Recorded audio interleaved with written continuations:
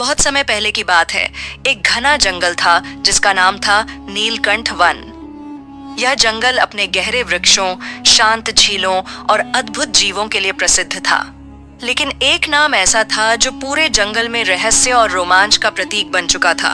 वह नाम था वाजर, एक तेज और चुपचाप रहने वाला चीता, जिसके बारे में कहा जाता था कि वह हवा से बात करता है, पेड़ की परछाई से तेज दौड़ता है और जो एक बार उसे देख ले वह उसकी आंखों की चमक कभी नहीं भूल सकता।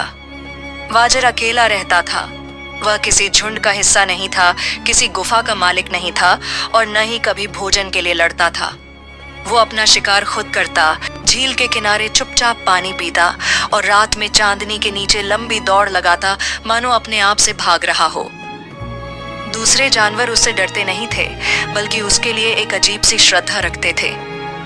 कोई नहीं जानता था कि वाजर कहाँ से आया, न ही यह कि वह जंगल का सबसे तेज प्राणी कैसे बना।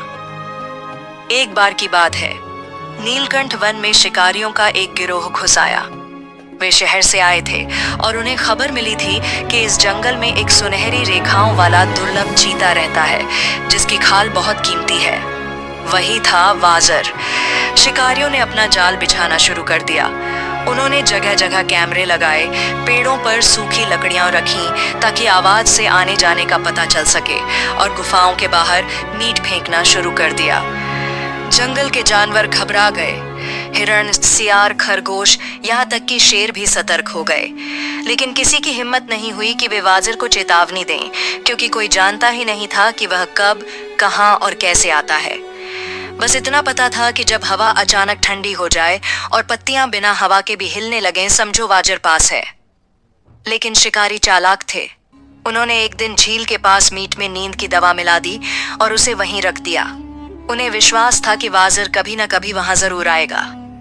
उसी रात चांदनी साफ थी और जंगल एक रहस्यमयी शांति में डूबा था। दूर से हल्की सी पदचाप सुनाई दी और कुछ ही पलों में झील के किनारे एक तेज परछाई दिखाई दी। वाजर धीरे धीरे आगे बढ़ा। उसकी चाल में न कोई डर था, न जल्दबाजी। उसने मीट को सूंघा, कुछ पल सोचा, फिर वापस मुड़ गया। कैमरों में सब रिकॉर्ड हो गया। शिकारी हंसने लगे। कल रात पकड़ लेंगे इसे। लेकिन वो नहीं जानते थे कि उन्होंने खुद को मौत के दरवाजे पर ला खड़ा किया है। अगली रात शिकारी झील के पास पेड़ के पीछे छिपे थे, लेकिन वाजर नहीं आया। तीसरी रात भी नहीं। चौथी रात अचानक उनके कैमरे बंद हो गए। लकड़ियां टूटने लगीं और जंगल में अजीब सी आवाजें गूंजने लगीं। पांचवी रात एक शिकारी गुम हो गया। छठी रात दूसरा शिकारी घायल मिला। उसके हाथ पर पंजे के गहरे निशान थे। वह बस इतना कह सका, वो हवा बन गया था। मैंने देखा, लेकिन फिर कुछ नहीं देखा। अब जंगल में दहशत का माहौल था, लेकिन यह दहशत वाजर की नहीं बल्कि शिकारियों की थी। वे डर के मारे छिपते फिर रहे थे। उधर जंगल के जानवरों को समझ में आ गया था कि वाजर ने सब देख लिया है, सब जान लिया है और अब वह अपने जंगल की रक्षा कर रहा है। एक रात वाजर पूरे जंगल के बीच स्थित ऊंचे टीले पर चढ़ा और जोर से दहाड़ा। वह दहाड़ शेर जैसी नहीं थी, पर उसमें बिजली की गर्जना जैसी शक्ति थी। पूरा जंगल एक पल को थम गया। जानवर अपने अपने बिलों से बाहर निकले और ऊपर टीले की ओर देखा। वाजर वहां खड़ा था। उसकी आंखें चमक रही थीं। शरीर पर रात की नमी के मोती चमक रहे थे और हवा जैसे उसका स्वागत कर रही थी।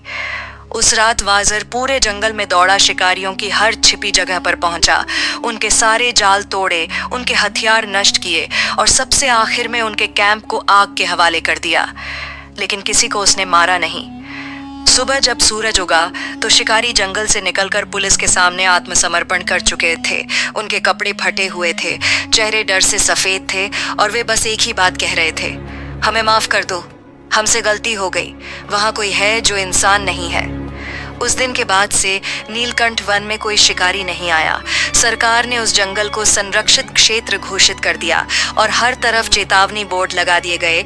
यहाँ की हवा भी निगरानी करती है। लेकिन वाजर कहाँ गया? उसके बाद किसी ने उसे नहीं देखा। कुछ कहते हैं वह गुफा में चला गया, कुछ कहते हैं वह जंगल की आत्मा बन गया है।